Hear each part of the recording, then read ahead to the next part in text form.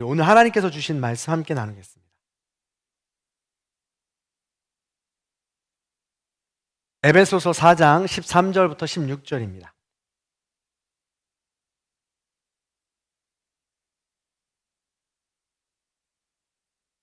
에베소서 4장 13절부터 16절까지의 말씀 다 찾으신 줄 알고 교독하겠습니다.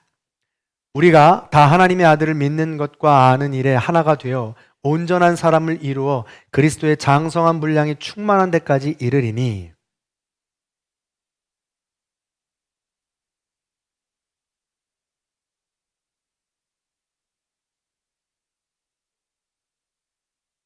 오직 사랑 안에서 참된 것을 하여 범사에 그에게까지 자랄지라. 그는 머리니 곧 그리스도라. 그에게서 온 몸이 각 마디를 통하여 도움을 받음으로 연결되고 결합되어 각 지체의 분량대로 역사하여 그 몸을 자라게 하며 사랑 안에서 스스로 세우느니라. 아멘. 우리 믿음의 고백을 하나님께 올려드리겠습니다. 하나님 좋습니다. 감사합니다. 사랑합니다. 하나님이 하시면 무엇인지 다 이루어집니다. 하나님 좋습니다. 감사합니다. 사랑합니다. 하나님이 하시면 무엇인지 다 이루어집니다. 하나님 좋습니다. 감사합니다. 사랑합니다. 하나님이 하시면 무엇인지 다 이루어집니다. 아멘. 하나님께 영광의 박수 올려드리겠습니다. 오늘은 2024년 주연절 세 번째 주일입니다. 새해를 시작하면서 각자 다짐한 일들은 안녕하십니까? 잘 지금 차곡차곡 그 일들을 진행하고 계신지요? 네. 작심삼일이지만 작심삼일을 3일씩 계속 반복해서 21일까지 하면 습관이 된다고 합니다. 네. 습관의 기초를 쌓는다고 하죠. 오늘이 딱 21일입니다. 아직 늦지 않았으니까 작심삼일을 계속해서 우리가 반복했으면 좋겠고 또 함께 나누는 그런 모든 꿈과 비전들, 다짐들을 이루어가길 원합니다. 사실은 이 개인의 다짐과 공동체의 다짐이 서로 공감이 되고 공유가 되어서 나아간다면 큰 힘이 될 것입니다. 우리가 꿈꾸는 하나님 나라 공동체를 다짐하면서 우리는 에베소서 말씀을 나누고 있습니다. 에베소서는 기억하시겠지만 총 6장으로 되어 있다고 했습니다. 1장부터 3장까지는 교회의 본질에 대한 교회론을 신학적으로 교리적으로 가르치는 겁니다. 그래서 가르침의 방점이 있고요. 후반부 4장부터 6장까지는 전반부에 가르쳤던 그 가르침을, 신학들을, 교리들을 어떻게 하면 우리의 삶으로 가져와서 적용할 수 있을까 행함에 관련된 강조하고 있다는 것입니다. 즉 기억하시면 우리의 다짐은 생각이나 머리, 입술의 고백으로 끝나는 것이 아니라 우리의 삶의 변화로 적용점까지 이루어져야 성숙해질 수 있고 열매를 맺을 수 있다라는 것입니다. 야고보 기자는 분명히 이야기했습니다. 행함이 없는 믿음은 죽은 믿음이다. 마틴 루터 킹도 이런 말을 했어요. 좀 복잡하게 들릴 텐데 한번 들어보시기 바랍니다. 우리가 믿음만으로 구원받지만 우리가 단지 믿음만 남는 믿음으로 구원받는 것은 아니다. 되게 좀 어렵죠. 근데 결론적으로 따지자면 우리가 믿음만 가지고 구원을 받는다. 믿음으로 우리가 입술로 고백으로 구원을 받는 것이지만 그 믿음만에서 그치면, 행함이 없는 믿음으로 그치면 우리는 구원받을 수 없다라고 노골적으로 이야기하고 있는 것입니다. 그래서 에베소서 전반전에서 우리가 하나님의 권속으로서 아버지 되신 하나님을 인정하고 그 권위를 인정하고 말씀에 따라 순종하는 것을 배웠습니다. 두 번째로는 에베소서 전반전에서 하나님의 권속으로서 우리 모두가 하나님의 자녀입니다. 형제 자매로서 서로 사랑하면서 하나님 나라 공동체를 이루라고 서로 배웠습니다. 배운 거죠. 그렇다면 오늘 말씀을 나눌 4장부터는 그 가르친 내용, 배운 내용을 어떻게 우리의 삶에 실제적으로 적용할 것이냐라는 것이 중심 내용입니다. 실전에 배웠으면 실전에 써먹어야 하잖아요. 운전면허 학원에서 운전면허를 배웠으면 실제로 장동면허로 둘 것이 아니라 우리 나가봐야 되잖아요. 그래야 그것이 효력이 있는 거 아니겠습니까? 마찬가지로 우리가 전반전에 배운 이 내용을 후반전에 적용하고 실전에 가르쳐 내야 된다라는 것입니다. 자, 오늘 말씀을 다 읽지 않았지만 그러기 위해서, 실천하기 위해서 가장 먼저 시작해야 되는 시작점이 있습니다. 그 시작점이 무엇인지 에베소서 4장 1절 함께 읽어보도록 하겠습니다. 읽습니다. 시작. 아멘. 그러므로, 이 단어가 굉장히, 성경에서는 그러므로라는 단어가 굉장히 중요합니다. 그래서 성경을 여러분들이 개인적으로 읽으실 때에도 그러므로라는 단어가 나왔으면 앞의 내용들을 정리하고 새롭게 이 내용들을 시작하는 것이고, 연결시켜서 뭔가 시작하는 부분들이니까 주의 깊게 읽으시면 좋겠다라는 거죠. 그러므로는, 그래서 앞장에서 가르쳐 준 대로, 그리고 그대로 행하라라는 것이죠. 1장에서 3장에서 말한 것 그대로, 가르친 그대로 기억하고 행하라라는 명령입니다. 어떤 명령일까요? 이 명령에 시작하기 전에 명령을 받는 내가 누구인지 그 부르심에 합당한 이 시작점이 굉장히 중요합니다. 누누이 말씀을 드리지만 제가 늘 말씀을 드릴 때 우리의 정체성을 알고 찾고 시작하는 그 지점이 중요하다라는 것이죠. 사실 오늘 부르심을 받은 이 단어는 에클레세테라는 헬라어인데요, 교회라는 에클레시아라는 단어와 똑같은 어근에서 왔습니다. 다시 말해서 하나님이 부르신 모임, 하나님의 부르심을 받은 사람들이라는 뜻입니다. 다시 말해서 우리가 전반전에서 가르쳤던 그 내용들을 지키고 행할 사람들이 누구냐?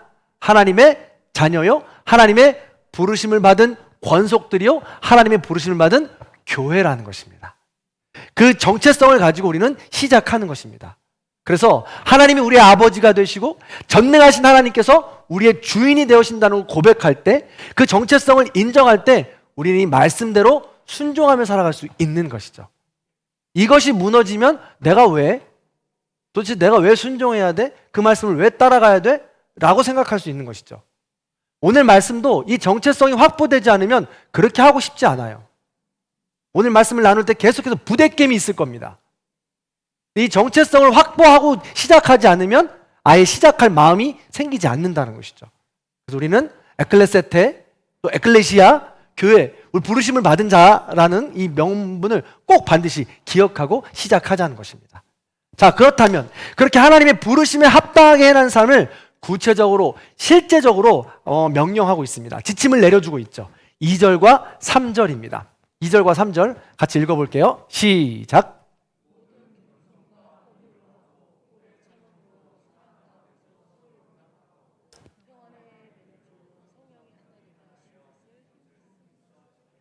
아멘. 교회의 존재 목적은 종국에는 하나 되는 것입니다. 성령의 평안에 매는 줄로 성령 안에서 하나가 되라고 이야기하고 있습니다. 사실 무역 도시였던 에베소는 더 어려웠습니다. 수많은 이방인들이 각종 돈을 벌고자 모였고 우상 숭배들을 가지고 돌아온 것이었기 때문에 그것이 굉장히 인종과 문화도 다르고 살아온 환경과 배경도 다르며 가진 지식과 가진 이 내용도 다 달랐던 것입니다. 근데 그 가운데서 교회를 이루는 이들이 있는데 그 모든 다른 가운데에서도 하나를 이루라고 이야기하고 있는 것입니다. 평안에 매는 줄로. 근데 우리가 생각할 때 세상적인 기준은 평안하다라고 한다면 아무런 갈등도 없이 하나가 되는 것으로 생각합니다. 그러나 우리 기독교인들이 생각하는 평안은 이 모든 갈등들을 넘어서 만나는 평안까지를 이릅니다. 세상 사람들이 그래서 얻는 평안은 억지로, 강제로 눌러서 그 평안을 얻으려고 합니다. 약한 사람, 없는 사람, 보잘것없는 사람 조용히 해. 내가 가지고 있는 생각이 맞고 내가 가지고 있는 능력으로 다 할 수 있어. 그래서 평안을 이루면 돼 라고 누르는 것이죠. 그러나 교회에서 말하는 이 평안은 다릅니다. 서로가 다른 모든 부분들을 인정하고 갈등과 분열이 그 가운데 반드시 있게 되는데 그 모든 갈등과 분열도 성령의 매는 줄로서 하나님의 뜻으로서 듣고 맞춰 나가며 평안을 만들어 가라는 것이죠. 그게 바로 성령의 원하는 내용이라는 것입니다. 하나님의 뜻에 따라 하나 되도록 힘써 지키는 것입니다. 이를 위해서 필요한 성품이다라는 것이죠. 우리 모두에게는 부르심 받은 자로서 갈등이 당연히 존재하고 평안에 매는 줄로 하나가 되는 것이 목적이다라는 것을 우리가 기억하면서 무슨 성품이 필요하냐를 나누는 겁니다. 자, 첫 번째입니다. 첫 번째는 겸손입니다. 겸손. 이 겸손으로 번역된 헬라어는 사실은 가치가 없다라는 뜻입니다. 그래서 에베소 그 당시에 사용되던 겸손이라는 덕목은 우리가 그렇게 좋은 덕목으로 가질 만한 덕목으로 치던 것이 아닙니다. 그도 그럴 것이 가치가 없는 것을 우리가 가져서 무엇하겠습니까? 지금도 이 세상에서는 모든 것을 가져야지, 모든 능력을 갖고, 모든 재물을 갖고, 어떻게 해서든 힘을 가져야, 가치가 있어야, 나를 높여야 하는 것이 세상의 가치 아닙니까? 그런데 기독교의 가치는 다르다는 거예요. 누구든 어떻게 해서든 돈을 벌고 성공을 하며 명예를 얻어서 나의 가치를 높이는 것이 세상의 가치라면 아무것도 아닌 존재가 되는 것은 기독교 신앙의 원리이고 중요한 가치라는 것입니다. 이 일을 위해서 우리 예수님께서는 근본 하나님의 본체셨지만 가장 높은 곳에, 가장 거룩하고 정결한 순결한 곳에 계셨지만 가장 낮은 곳으로, 가치 없는 곳으로 스스로 내려오셨다는 것이죠. 그뿐만 아니라 십자가 죽음이라고 하는 세상적 기준으로 볼 때는 실패입니다. 죽음입니다. 세상 많은 형벌 중에도 가장 비루하고 비참한 형벌이었던 그 십자가 죽음은 예수님께서 당하시기에 낮고 낮아지며 정말로 가치 없는 일이 되었다는 것입니다. 그렇게 세상적인 관점으로 보았을 땐 십자가의 죽음이 실패이지만 예수 그리스도께서는 그 십자가의 죽음으로 말미암아, 숭고한 죽음으로 말미암아 타인에게 유익을 주었다는 것입니다. 그래서 숭고한 죽음이었고 가치가 있다는 것이죠. 그냥 타인의 유익뿐만입니까? 우리 모두의, 인류의 생명을 구원한 놀라운 사랑인 것입니다. 그렇기 때문에 그 가치 없는 것을 가장 가치 있는 것으로 살아내신 분이 바로 우리 예수님이십니다. 그 예수님께서 보여주신 겸손, 가치 없음, 그것을 오히려 역설적으로 가장 가치 있는 것으로 올려주신 것입니다. 그러므로 우리가 이 땅에 살아갈 때 이 겸손함의 가치가, 낮아짐의 가치가, 나는 죽고 예수로 사는 이 가치가 얼마나 중요한지를, 또 그 겸손의 능력이 얼마나 값진 것인지를 날마다 깨닫는 것이 숭고한 삶이다. 또 하나님께서 원하시는 부르심 받은 자의 삶이다 라는 것입니다. 두 번째입니다. 두 번째 덕목은 온유입니다. 온유라는 것은 성령 안에서 잘 훈련된 성품을 이야기합니다. 보통 우리가 온유라고 하면 그 사람의 이 온순하고 모나지 않은 성품들을 가진 사람들을 볼 때 온유하다고 이야기합니다. 그렇지만 이 성경에서 말하는 온유는 좀 다릅니다. 성경에서 말하는 온유는 자신의 감정을 통제할 수 있고 절제할 수 있는 힘을 가진 것을 의미합니다. 그래서 그걸 조절할 수 있는 능력을 말하는 것이죠. 그도 그럴 것이 우리가 운동이나 또한 재물이나 가지고 있는 능력이 정말 많은 사람들을 볼 때 그것을 온유하게 사용하는 사람들은 그것을 조절할 줄 아는 사람들입니다. 약자의 눈에 맞춰서 말이죠. 실제로 심리학에서 사용하는 단어 중에는요, 우리 모든 사람들에게는 마음의 지퍼, 마음의 단추가 있다고 이야기합니다. 이 마음의 지퍼와 단추를 내가 내 스스로 닫을 수 있고 열을 수 있는 사람을 온유한 사람이라고 이야기해요. 무슨 말이냐면 많은 상처를 가진 사람들 중에 타인의 시선과 눈치를 보기 때문에 이 단추를 닫지 못하는 사람이 있습니다. 매일같이 열어놓는 거예요. 그래서 나의 상황과 여건, 감정에 상관없이 누구나 다 내 마음에 들어왔다 나갔다 하는 것을 그냥 방치하는 것이죠. 그냥 내 집에, 내 방 안에 누구나 들어오는 것을 방치한다는 거예요. 그래서 이런 사람들을 우리가 보통 볼 때 온유한 사람이라고 이야기합니다. 아니요. 그게 아니라 내 마음의 단추를 닫아서 지금은 내가 혼자 있을 때입니다. 나의 마음을 고요하게 할 때입니다. 내 마음에 들어오시면 안 됩니다. 라고 이야기할 수 있는 이 능력, 이것이 바로 온유라는 것이죠. 이것은 제가 방금 말씀드린 재물이나 능력이나 이 모든 것들을 다스릴 수 있는 능력이 되기도 하지만 더 깊게는 우리의 감정을 우리의 스스로 통제할 수 있는 능력을 온유하다라고 이야기하고 있는 것입니다. 세 번째입니다. 오래 참음, 오래 참음이라고 이야기하는데 이 오래 참음은 분노로부터 멀리하는 것을 이야기합니다. 오래 참음이라는 이 단어는 헬라어로 두 단어가 합쳐진 것입니다. 첫 번째는 멀다라는 단어고 두 번째는 분노라는 단어입니다. 그래서 오래 참는다라는 것은 분노와 멀어지는 것을 의미합니다. 물론 우리가 이 땅을 살아가면서 분노하지 않을 수 있습니까? 의분이라고 해서 분노가 필요할 때도 있습니다. 의로운 분노가 필요할 때가 있는 것이죠. 다만 오래 참음의 성품을 가진 사람은 분노를 멀리 두어서 내가 사용하고 싶을 때 사용할 수 있는 사람인 것이죠. 이런 성품이 필요하다라는 것입니다. 그래서 내가 사용하고 싶을 때 사용할 수 있는 분노는 실수를 줄일 수 있습니다. 나만을 위한 그런 분노가 아니고 상대방을 위한 분노가 될 수도 있다는 것이죠. 서로가 윈윈 할 수 있는 분노가 될 수 있다는 것입니다. 그래서 하나님은 우리가 하나님의 성품을 표현할 때 길이 참으시는 하나님이라고 표현할 때 쓰는 단어가 바로 이 단어이기도 합니다. 자, 네 번째입니다. 네 번째는 사랑 가운데서 서로 용납하는 것이다 라고 이야기합니다. 나와 다른 사람을 있는 모습 그대로 이해하고 받아들이는 것입니다. 이것은 서로가 다른 부분들을 무조건 인정하고 받아들이는 이 다원주의와는 좀 구별할 필요가 있습니다. 특히 용납할 때는 다른 단어와 다르게 서로라는 단어를 쓰고 있지 않습니까? 서로 용납하라는 것은 나도 너를 인정하고 받아들이지만 너도 나를 인정하고 받아들여야 돼 라면서 서로의 인정이 필요하다는 것입니다. 내가 이런 부분 너에게 이해받고 싶고 내가 이런 부분 너에게 용납받고 싶은데 너는 너의 이런 부분을 내가 용납하고 인정할 수 있고 그 부분은 못하겠어 라는 것을 서로 이야기할 수 있는 것이 서로 용납이라는 것이죠. 이와 같이 하나님께서는 사도 바울을 통하여 우리에게 명령하고 있습니다. 하나님이 부르심을 받은 공동체로서 하나님이 원하는 공동체를 이루기 위해선 이 네 가지 덕목이 필요하다는 것입니다. 그걸 위해서 우리 예수님께서 먼저 보여주신 것입니다. 그 상징이 바로 십자가죠. 십자가 안에 겸손과 온유와 오래 참음과 용납이 다 들어있는 것입니다. 하나밖에 없는 예수를 보내주신 우리 예수님의 놀라운 사랑과 끝까지 참아주시는 겸손, 온유, 오래 참음, 인내가 이 용납이 이 안에 다 들어가 있고 끝까지 우리를 지금 기다려주고 계신 것이죠. 오늘까지도 말입니다. 예수님께서 몸소 보여주신 것입니다.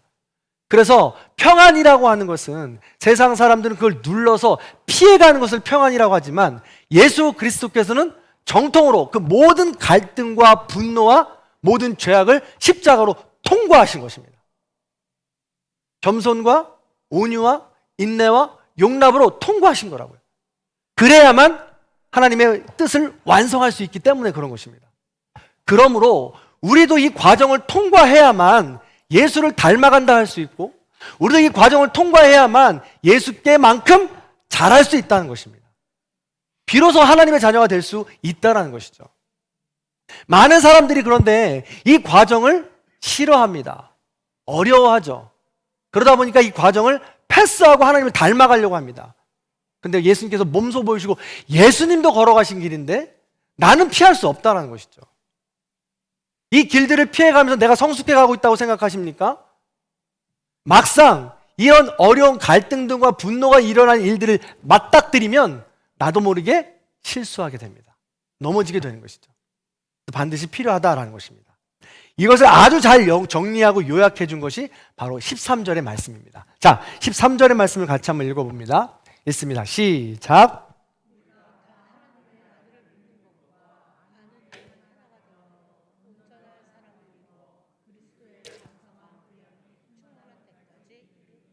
아멘. 그렇습니다. 우리가 하나님의 아들을 믿는 것과 아는 일에 하나가 되는 것이라고 했습니다. 아는 것과 믿는 일은 부딪히면서 알아가는 거예요. 부딪히면서 믿어가는 겁니다.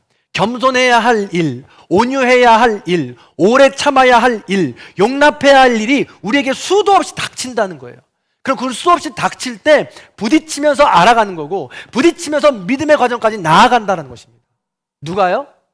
개인이 시작이지만 오늘 말씀해 보니까 우리가 다라고 표현하고 있습니다.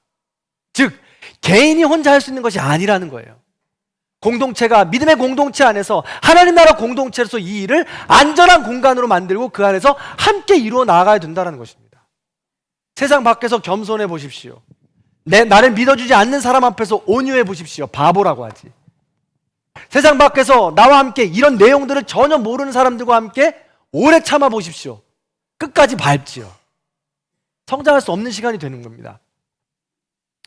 너무나도 놀라운 것은요 15절도 동일한 말씀 같은 문맥으로 이야기하고 있는데 우리 15절도 같이 한번 읽어보도록 하겠습니다. 자, 13절과 15절이 같은 말씀입니다. 읽습니다. 시작. 오직 사랑 안에서 참된 것을 하여 범사에 그에게까지 자랄지니라.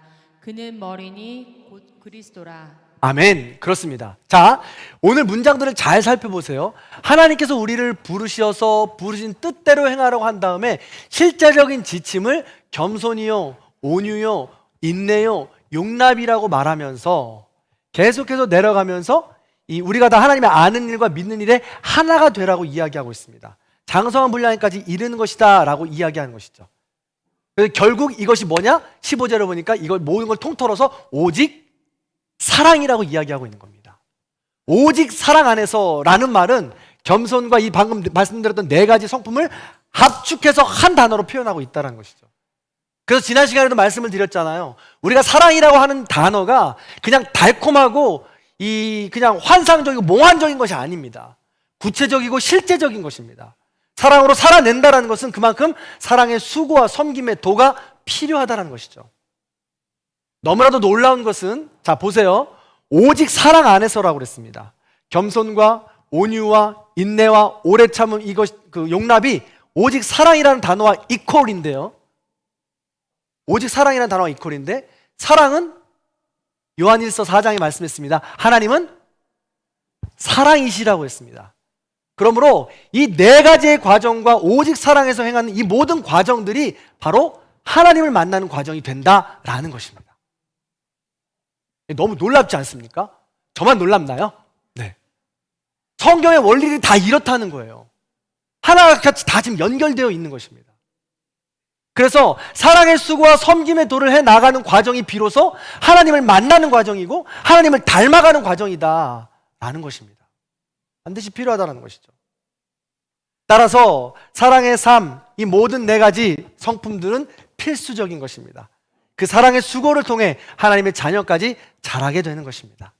자, 이렇게 하나님의 부르심을 받은 공동체의 권속이요 교회는 하나님의 명령인 오직 사랑 안에서 이런 수고, 사랑의 수고와 섬김의 도를 통해서 성숙한 공동체를 꿈꾸러 나아가는 것입니다.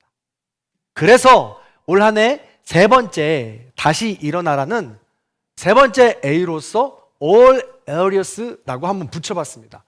그냥 제가 막 갖다 붙여보는 거예요. 억지로 갖다 붙이지만 찰떡같이 알아들으시기 바랍니다.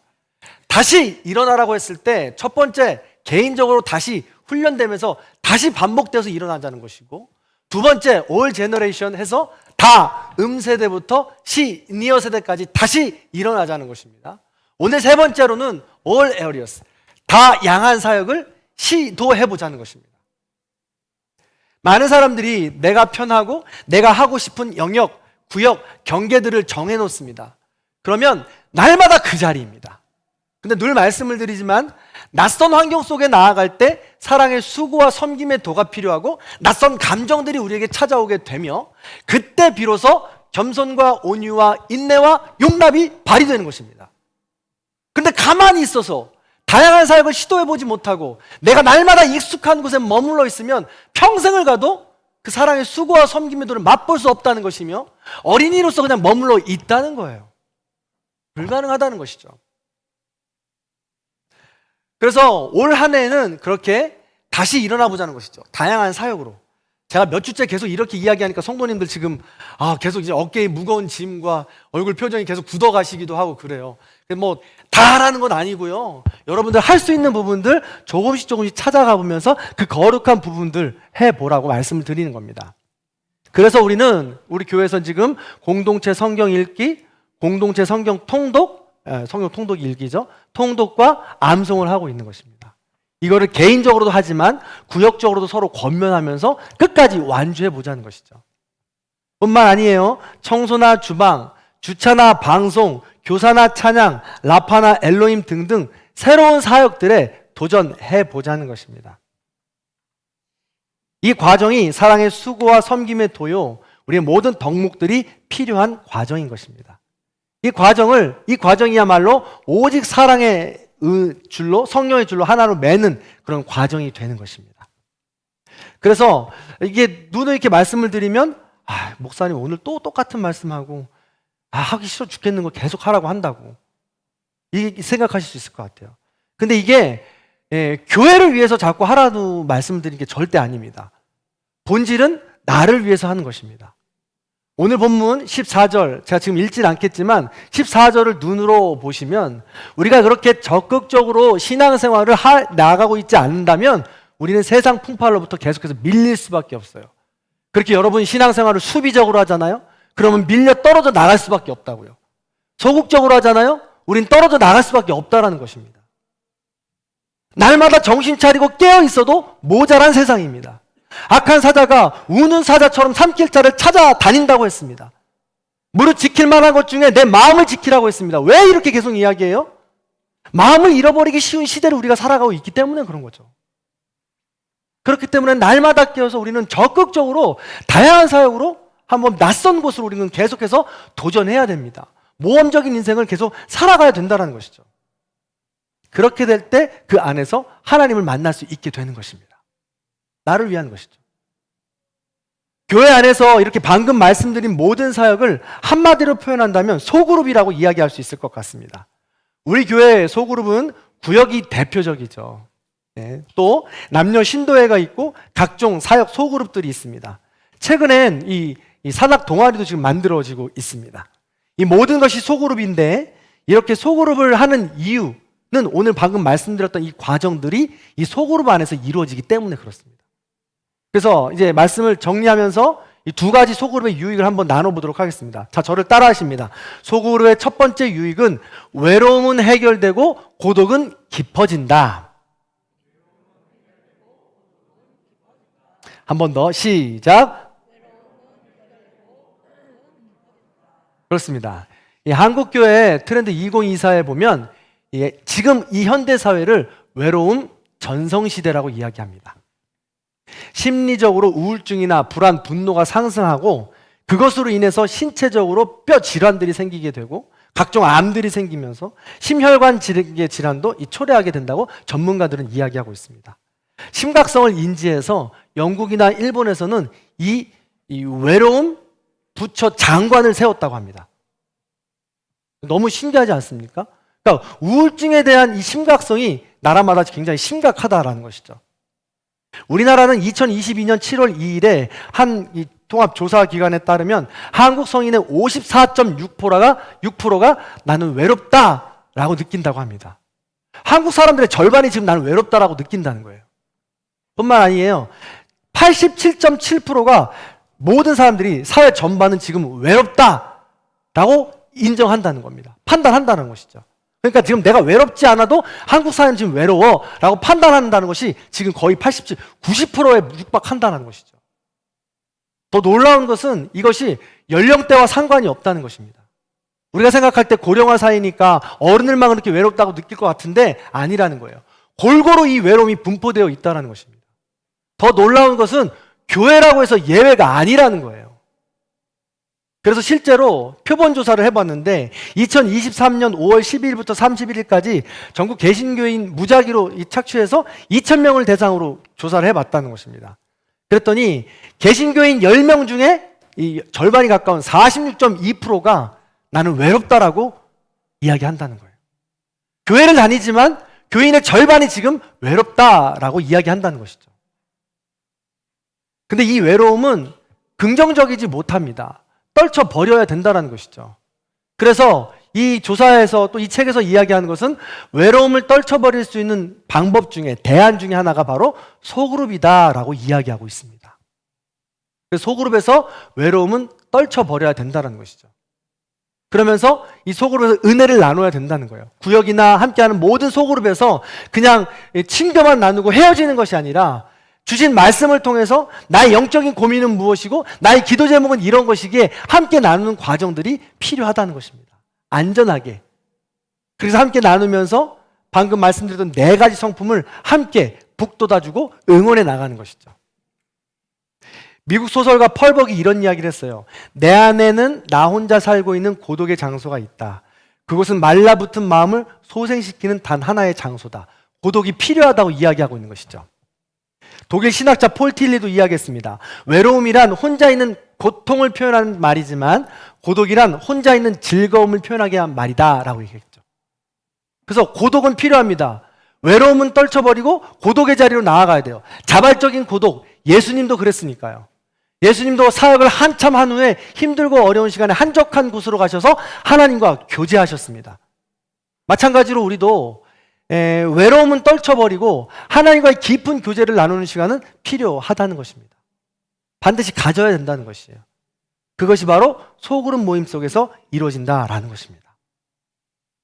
소그룹의 유익의 두 번째입니다. 저를 따라해 보세요. 다양한 사역으로 성숙, 성장한다.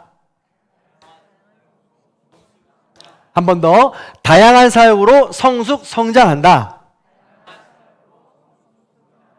그렇습니다. 소그룹은 반복되는 사역 속에서 이 외로움이 해결됩니다. 그러면서 친밀감이 형성되죠. 근데 여기에 함정이 있어요. 소그룹에서 계속 친밀감이 형성되다 보니까 여기가 좋사오니 하고 머무른다는 거예요. 구역도 그렇고 우리가 각가지 함께하는 모든 사역들이 그렇습니다. 그런데 자기가 감당하는 사역이 날마다 새롭게 그 사역을 해 나아갈 수 있다면 문제가 되지 않지만 그 사역이 그렇게 고립되고 고착화된다면 권태기를 맞이하게 됩니다. 근데 이 권태기의 모양은 첫 번째로 그 사역의 지루함으로 오기도 하고 그 사역에 대한 욕심으로 오기도 합니다. 뭐예요? 이 사역은 나 아니면 안 돼. 이 사역은 나만 해야 돼.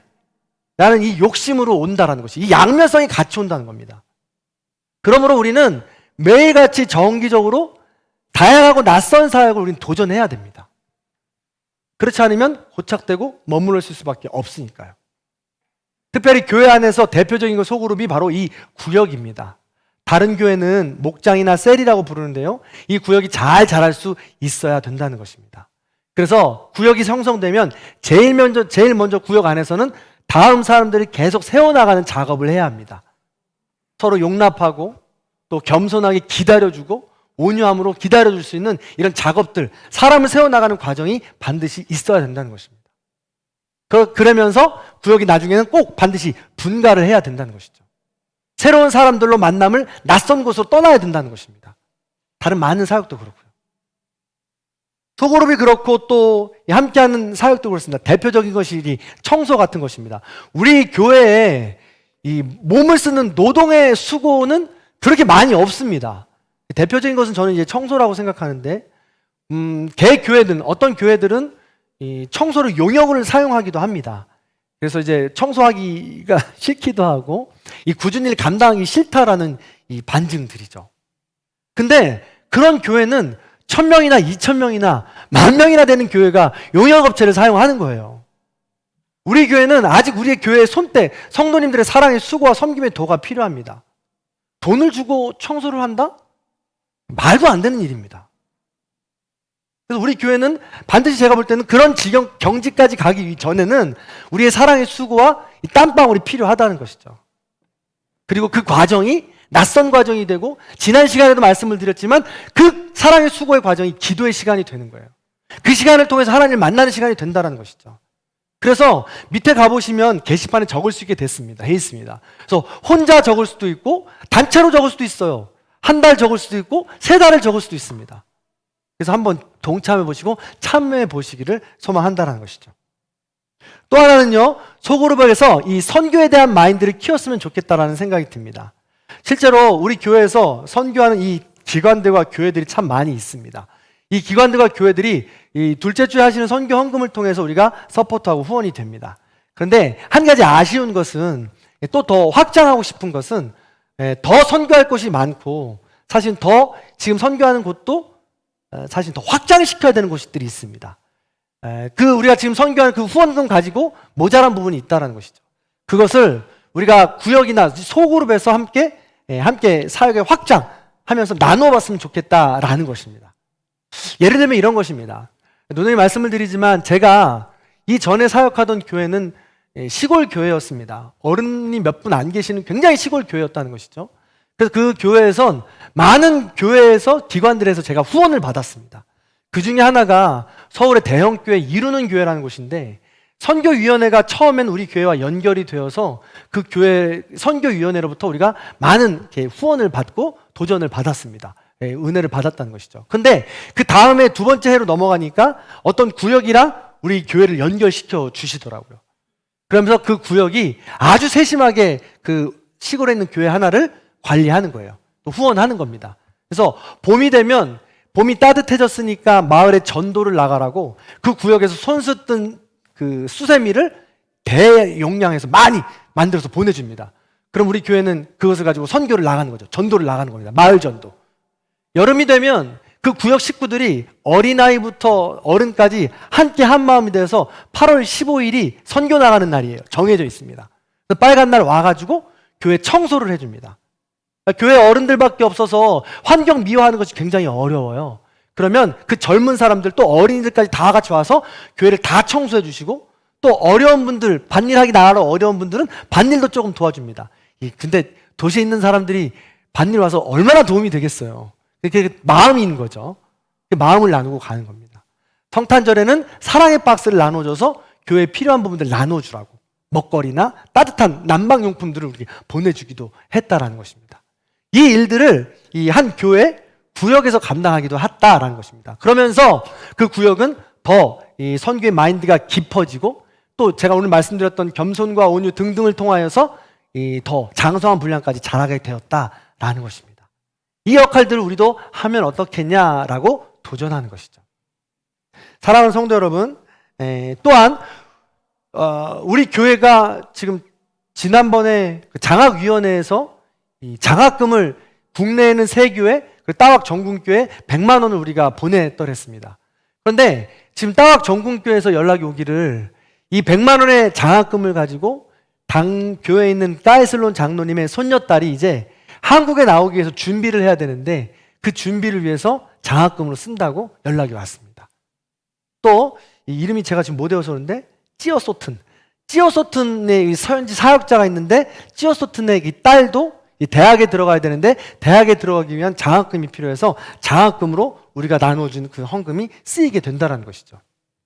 이 모든 것이 다양한 사역이고 우리가 모르게 뿌리는 열매의 씨앗이 되는 겁니다. 이 과정들을 통해서 우리 모두는 더 성숙하고 성장의 길로 나아가게 되는 것이죠. 말씀을 마무리해 보겠습니다. 하나님 나라 공동체를 이루는 시작은 나입니다. 거저 이루어지는 것이 아니고 사랑의 수고와 섬김의 도를 통하여서 겸손과 온유와 인내와 용납하는 과정을 지나치게 되어 있습니다. 이것은 혼자 할 수 있는 것이 아니라 우리 모두가 다 하나님을 아는 일과 믿는 일에 하나가 되어야 된다고 공동체를 강조했습니다. 사랑하는 성도 여러분, 그 부르심에 응답하시고 또 안전한 공동체 우리 전국교회를 만들어 주셔서 하나님의 자녀로서 더 성숙해 가시는 저와 여러분들이 되시기를 주님의 이름으로 간절히 축원합니다.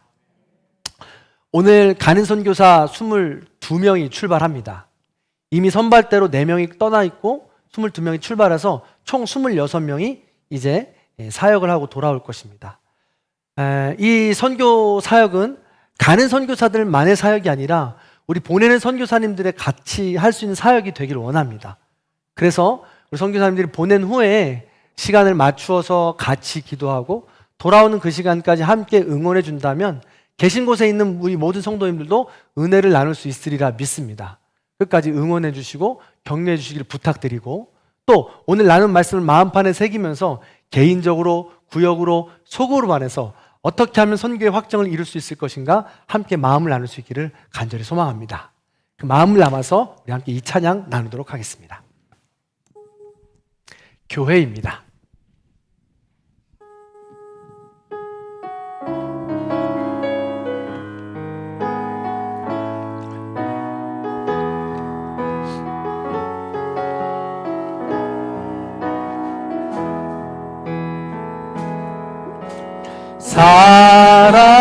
사람이 넘치기보다 사랑이 넘치는 교회 섬김을 원하기보다 섬김의 기쁨 알아가는 교회 세상이 주목하기보다 주님이 주목하는 교회 화려한 겉모습보다 중심이 주를 향한 교회 주님이 피로 사신 아름다운 교회 서로를 사랑함으로 하나 되는 교회 주님이 머리 되신 거룩한 교회 우리 함께 만들어가요.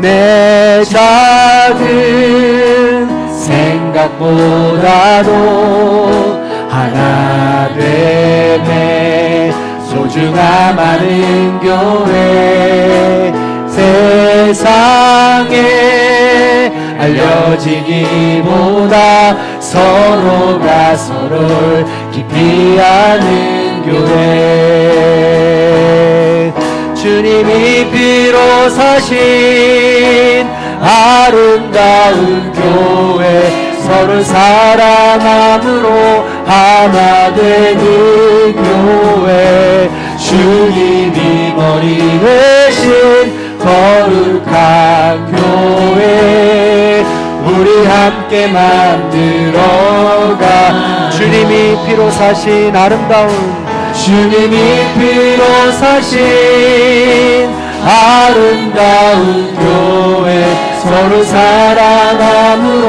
하나 되는 교회 주님이 머리 되신 거룩한 교회 우리 함께 만들어가요. 기도하겠습니다. 사랑과 은혜가 풍성하신 하나님, 우리를 교회로 불러주시고 하나님 부르심에 합당한 자로 응답하게 해주심을 진심으로 감사를 드립니다. 하나님이 부르심에 합당하게 삶을 살기 위하여 겸손하고 온유하며 인내하고 용납하기 원합니다. 비록 힘들고 어려운 순간들이 맞닥뜨리지만 하나님 한 분만을 바라보고 우리와 동행하는 것을 기억하며 포기하지 않고 그 길을 걸어갈 수 있도록 인도하여 주시옵소서. 특별히 오늘 우리 가는 선교사님들을 위해서 기도합니다. 우리 모든 선교사들이 사랑의 수와 섬김의 도를 과정을 통하여서 그 부르심에 합당한 삶을 살기 위하여 결단했습니다. 출발합니다. 오고 가는 모든 과정들을 안전하게 해주시고 주님이 동참할 수 있는 거룩한 삶이 될 수 있도록 인도하여 주시옵소서. 우리 모든 성도님들 보내는 선교사로서 함께 마음을 모아 기도하게 하시고 함께 보내는 선교사로 기도할 때 동일한 은혜가 우리 가운데 넘쳐날 수 있도록 도와주시옵소서. 또한 우리 모든 성도님들의 각종 기도 제목들이 있습니다. 원하고 바라고 기도하는 모든 것들이 하나님 뜻 가운데 이루어질 수 있도록 인도해 주옵소서. 물질의 어려움, 건강의 어려움, 관계의 어려움도 주님 앞에 내려놓습니다. 하나님께서 일하는 걸 목도할 수 있도록 인도해 주시고 그 모든 과정들을 사랑 안에서 오직 사랑 안에서 굳건하게 승리해 나갈 수 있도록 도와주시옵소서. 지금은 우리 주 예수 그리스도의 은혜와 하나님 아버지의 극진하신 사랑과 성령님의 감화 감동 교통하심의 역사가 하나님의 부르심에 합당하게 응답하며 그 부르심대로 살아가기로 사랑 안에서 살아가기로 결단하는 우리 모든 성도님들 머리 위에 원근각체 터져 있는 자녀들과 부모님들 위에 이 나라 이 민족 위에 이제로부터 영원토록 함께 하옵시기를 간절히 축원하옵나이다. 아멘.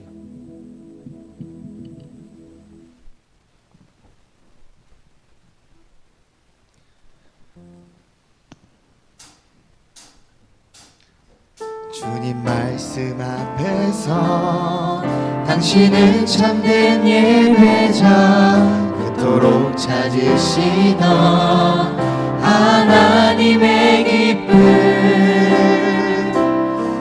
이 세상을 향한 거룩한 생명빛 되어 이 세상을 위한 구원의 소망 되어 영원한 하나님의 나라 함께 세워가리.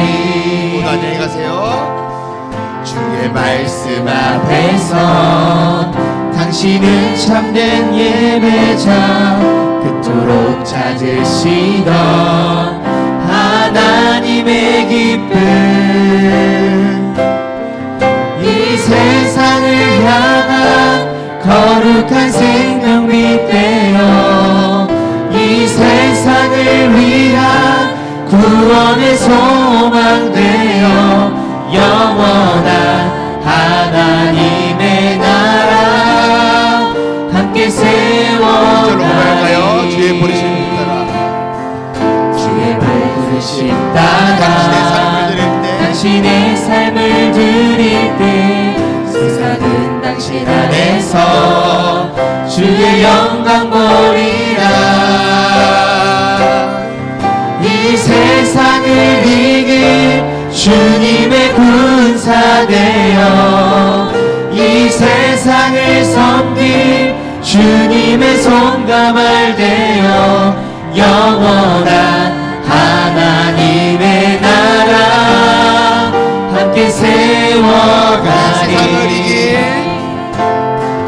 이 세상을 이길 주님의 군사 되어 이 세상을 섬길 주님의 손가말 되어 영원한 하나님의 나라 함께 세워가리. 아멘. 감사합니다. 모두 수고하셨습니다. 하나님께 영광 받겠습니다. 자, 저희 바로 저희 찬양팀들은 한 20분 정도 저희 바로 연습 진행하도록 하겠습니다.